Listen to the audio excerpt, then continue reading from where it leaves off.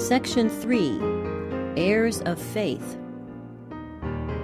Chapter 11, The Call of Abraham. This chapter is based on Genesis 12.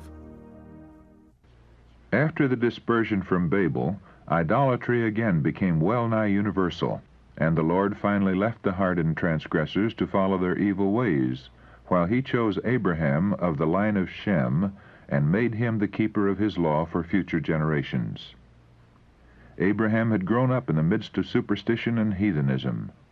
Even his father's household, by whom the knowledge of God had been preserved, were yielding to the seductive influences surrounding them, and they served other gods than Jehovah.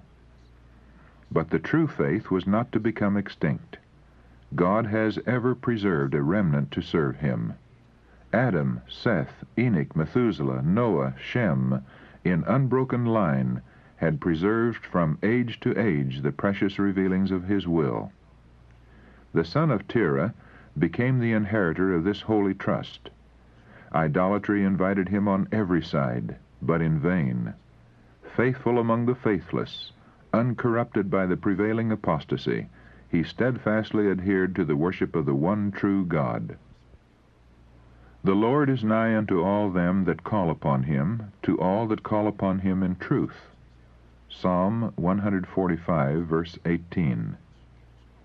He communicated his will to Abraham and gave him a distinct knowledge of the requirements of his law and of the salvation that would be accomplished through Christ. There was given to Abraham the promise, especially dear to the people of that age, of a numerous posterity and of national greatness. I will make of thee a great nation.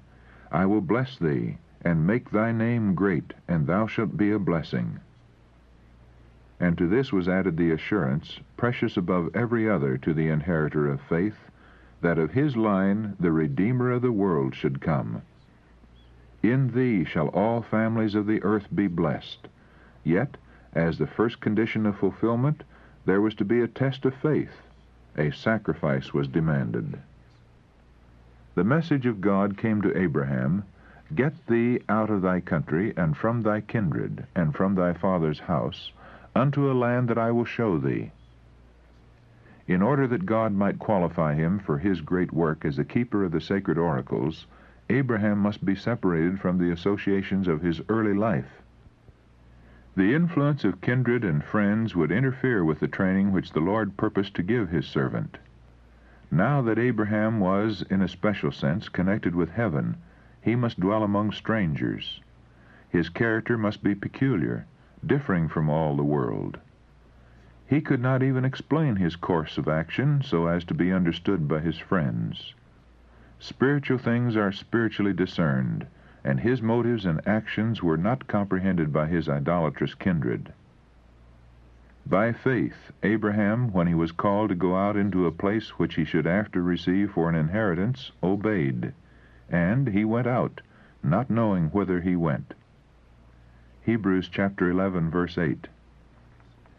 Abraham's unquestioning obedience is one of the most striking evidences of faith to be found in all the Bible. To him, faith was the substance of things hoped for, the evidence of things not seen. Hebrews chapter 11, verse 1. Relying upon the divine promise, without the least outward assurance of its fulfillment, he abandoned home and kindred and native land, and went forth, he knew not whither, to follow where God should lead. By faith, he became a sojourner in the land of promise, as in a land not his own, dwelling in tents with Isaac and Jacob, the heirs with him of the same promise. Hebrews chapter 11, verse 9, the Revised Version. It was no light test that was thus brought upon Abraham, no small sacrifice that was required of him. There were strong ties to bind him to his country, his kindred, and his home. But he did not hesitate to obey the call. He had no question to ask concerning the land of promise, whether the soil was fertile and the climate healthful, whether the country afforded agreeable surroundings and would afford opportunities for amassing wealth. God had spoken, and his servant must obey. The happiest place on earth for him was the place where God would have him to be. Many are still tested as was Abraham. They do not hear the voice of God speaking directly from the heavens, but he calls them by the teachings of his word and the events of his providence. They may be required to abandon a career that promises wealth and honor, to leave congenial and profitable associations, and separate from kindred, to enter upon what appears to be only a path of self-denial, hardship, and sacrifice. God has a work for them to do, but a life of ease and the influence of friends and kindred would hinder the development of the very traits essential for its accomplishment. He calls them away from human influences and aid, and leads them to feel the need of his help, and to depend upon him alone, that he may reveal himself to them. Who is ready at the call of providence to renounce cherished plans and familiar associations? Who will accept new duties and enter untried fields, doing God's work with firm and willing heart, for Christ's sake counting his losses gain? He who will do this has the faith of Abraham, and will share with him that far more exceeding and eternal weight of glory, with which the sufferings of this present time are not worthy to be compared. 2 Corinthians chapter 4, verse 17, and Romans chapter 8, verse 18. The call from heaven first came to Abraham while he dwelt in Ur of the Chaldees, and, in obedience to it, he removed to Haran. Thus far his father's family accompanied him, for with their idolatry they united the worship of the true God. Here Abraham remained till the death of Terah. But from his father's grave the divine voice bade him go forward. His brother Nahor with his household clung to their home and their idols. Besides Sarah, the wife of Abraham, only Lot, the son of Haran, long since dead, chose to share the patriarch's pilgrim life. Yet it was a large company that set out from Mesopotamia. Abraham already possessed extensive flocks and herds, the riches of the East, and he was surrounded by a numerous body of servants and retainers. He was departing from the land of his fathers, never to return, and he took with him all that he had, their substance that they had gathered, and the souls that they had gotten in Haran. Among these were many led by higher considerations than those of service and self-interest. During their stay in Haran, both Abraham and Sarah had led others to the worship and service of the true God. These attached themselves to the patriarch's household and accompanied him to the land of promise. And they went forth to go into the land of Canaan, and into the land of Canaan they came. The place where they first tarried was Shechem, under the shade of the oaks of Moreh, in a wide, grassy valley, with its olive groves and gushing springs between Mount Ebal on the one side and Mount Gerizim on the other. Abraham made his encampment. It was a fair and goodly country that the patriarch had entered, a land of brooks of water, of fountains and depths that spring out of valleys and hills, a land of wheat and barley and vines and fig trees and pomegranates, a land of oil, olive, and honey. Deuteronomy chapter 8, verses 7 and 8. But to the worshiper of Jehovah a heavy shadow rested upon wooded hill and fruitful plain. The Canaanite was then in the land. Abraham had reached the goal of his hopes to find a country occupied by an alien race and overspread with idolatry. In the groves were set up the altars of false gods, and human sacrifices were offered upon the neighboring heights. While he clung to the divine promise, it was not without distressing forebodings that he pitched his tent. Then the Lord appeared unto Abram, and said, Unto thy seed will I give this land. His faith was strengthened by this assurance that the divine presence was with him, that he was not left to the mercy of the wicked. And there builded he an altar unto the Lord who appeared unto him. Still a wayfarer, he soon removed to a spot near Bethel, and again erected an altar, and called upon the name of the Lord. Abraham, the friend of God, set us a worthy example. His was a life of prayer.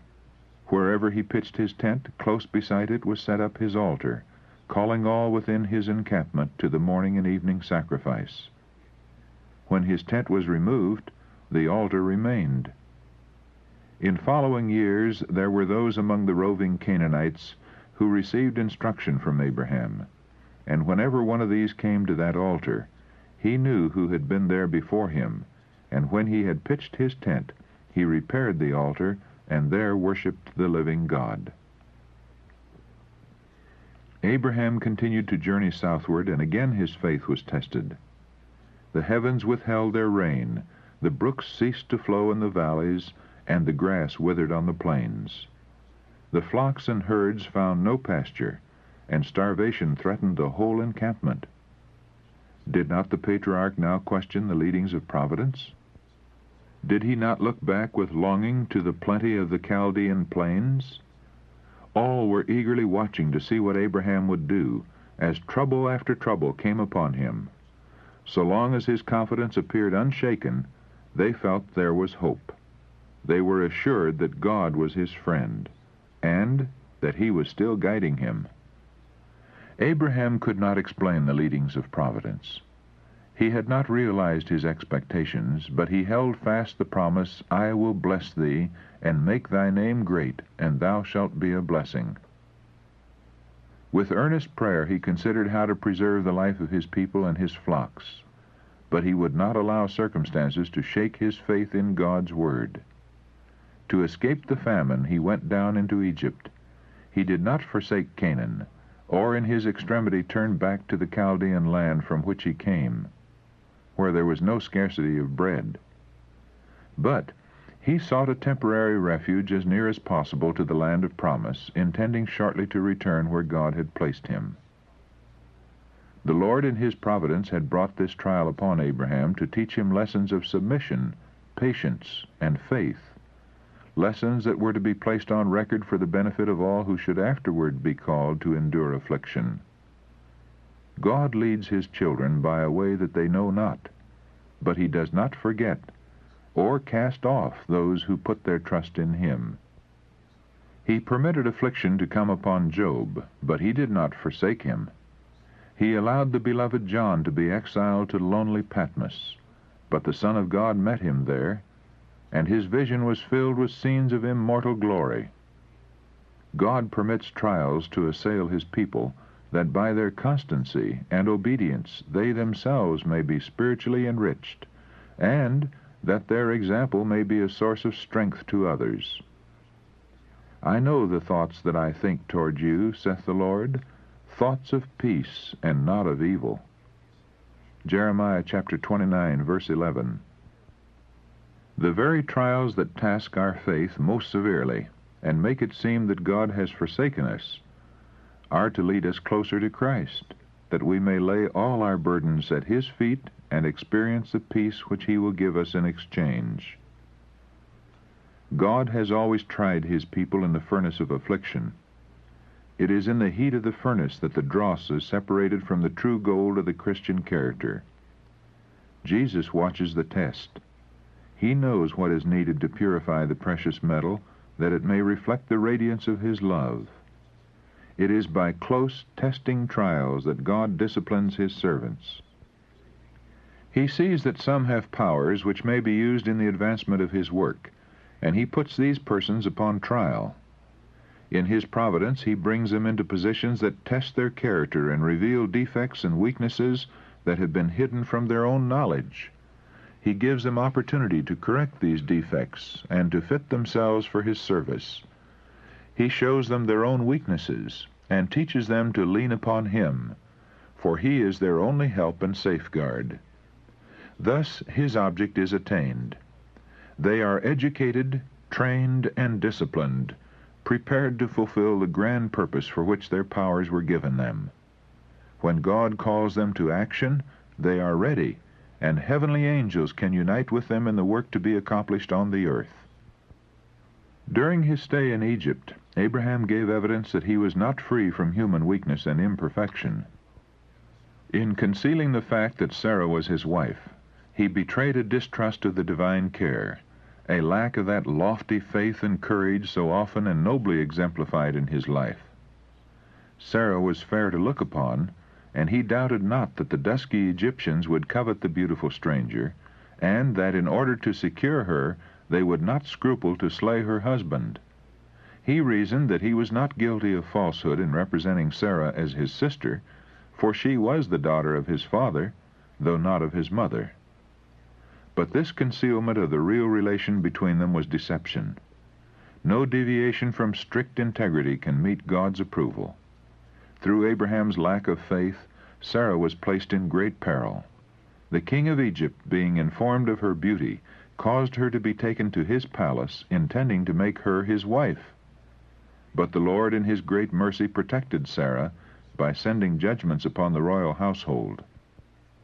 By this means the monarch learned the truth in the matter, and, indignant at the deception practiced upon him, he reproved Abraham and restored to him his wife, saying, "What is this that thou hast done unto me? Why saidst thou, She is my sister? So I might have taken her to me to wife. Now, therefore, behold thy wife, take her, and go thy way." Abraham had been greatly favored by the king. Even now Pharaoh would permit no harm to be done him or his company, but ordered a guard to conduct them in safety out of his dominions. At this time laws were made prohibiting the Egyptians from intercourse with foreign shepherds in any such familiarity as eating or drinking with them. Pharaoh's dismissal of Abraham was kind and generous, but he bade him leave Egypt, for he dared not permit him to remain. He had ignorantly been about to do him a serious injury, but God had interposed, and saved the monarch from committing so great a sin. Pharaoh saw in this stranger a man whom the God of heaven honored, and he feared to have in his kingdom one who was so evidently under divine favor. Should Abraham remain in Egypt, his increasing wealth and honor would be likely to excite the envy or covetousness of the Egyptians, and some injury might be done him, for which the monarch would be held responsible, and which might again bring judgments upon the royal house. The warning that had been given to Pharaoh proved a protection to Abraham in his after intercourse with heathen peoples. For the matter could not be kept secret, and it was seen that the God whom Abraham worshipped would protect his servant, and that any injury done him would be avenged. It is a dangerous thing to wrong one of the children of the King of Heaven. The psalmist refers to this chapter in Abraham's experience when he says, in speaking of the chosen people, that God reproved kings for their sakes, saying, "Touch not mine anointed, and do my prophets no harm." Psalm 105, verses 14 and 15. There is an interesting similarity between Abraham's experience in Egypt and that of his posterity centuries later. Both went down into Egypt on account of a famine, and both sojourned there. Through the manifestation of divine judgments in their behalf, the fear of them fell upon the Egyptians, and enriched by the gifts of the heathen, they went out with great substance.